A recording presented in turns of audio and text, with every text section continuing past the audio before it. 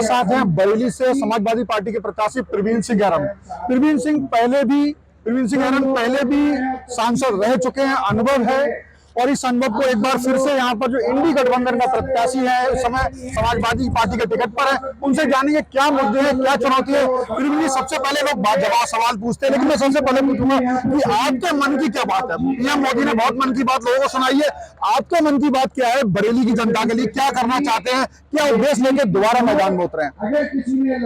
देश को कई मोर्चों पे बहुत नुकसान पहुंच गया है मोदी जी के कार्यकाल में।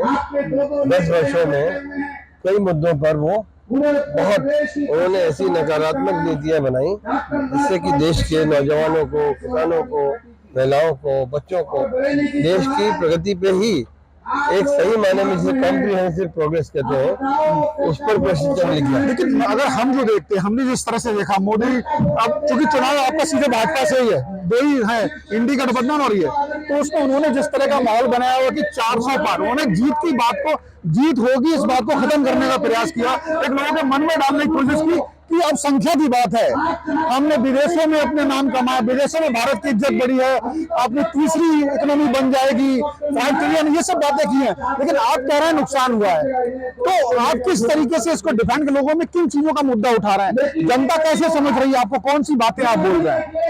विदेशों में ये छवि बनी है कि मोदी जी के शासन में हिंदुस्तान की सरकार को खरीदा जा सकता है। इस तरह से छवि बन रही है कि यहाँ के कई नेता ऐसे हैं जिनको आप कुछ भी पैसे देकर उसे अपनी मर्जी की नीति बनवा सकते हैं।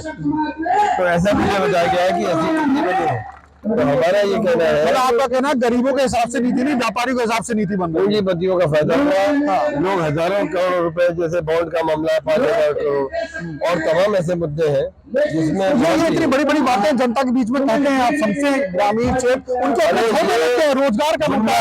जुमले वाले प्राइम मिनिस्टर है, ये तो उनके अमित शाह जी ने खुद ही कहा कि वो तो प्रधानमंत्री ने जुमला बोला था, 15 लाख वाली जुमला था।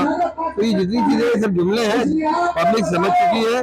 4 तो बात तो छोड़ी, पब्लिक उनको तड़ी पार कर, कोविशील्ड की बार मोदी जी को तड़ी पार करने का इरादा पब्लिक ने बनाया है। अच्छा, कोविशील्ड की भी बात निकल गई कि उसके साइड इफेक्ट है, इसको लेकर जनता में कुछ आप देख रहे हैं कि इस बार कुछ प्रभाव इसका दिखाई दे रहा है? पब्लिक कह रही है बहुत बड़ा भ्रष्टाचार हुआ है, हम लोगों को बिना वजह टीकाकरण करा दिया, नकली टीका लगवा दिया और खुद पैसे चलने ले लिए। ये बात जनता समझ रही है, बात हो रही है। क्योंकि आप बरेली से प्रत्याशी और समाजवादी पार्टी से प्रत्याशी है, माना जाता है कि एक जो मुस्लिम कम्युनिटी है उसे समाजवादी पार्टी से काफी उम्मीद है, लेकिन यहाँ के एक बड़े मुस्लिम लीडर हैं, अभी मेरी उनसे बात हुई है, तौकीर रजा, वो नोटा को दबाने को कह रहे हैं।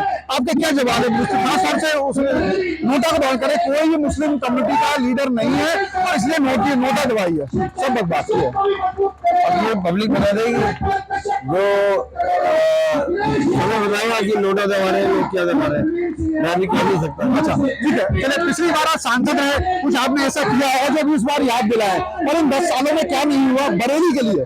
क्योंकि बरेली में शिक्षा के जो व्यवस्था है, प्राइवेटाइजेशन बहुत है, और जो निजी जो सरकारी कॉलेज है, उस तरह की जो व्यवसाय शिक्षा है वो कितनी उपलब्ध होगी नहीं होगी, ये देखने वाले। आज के लिए क्या करेंगे आप? देखिए, हमने बरेली में एयरपोर्ट बनवाया है, बरेली दिल्ली 4 लेन, यहाँ का प्रोजेक्ट 2200 करोड़ का, हजारों करोड़ के प्रोजेक्ट कराए हैं, और इसीलिए जो है मेरा अनुरोध है कि समय पूरा हो गया है, मैं करूँगा, बहुत सारी तरक्की हम कराएंगे। Thank you.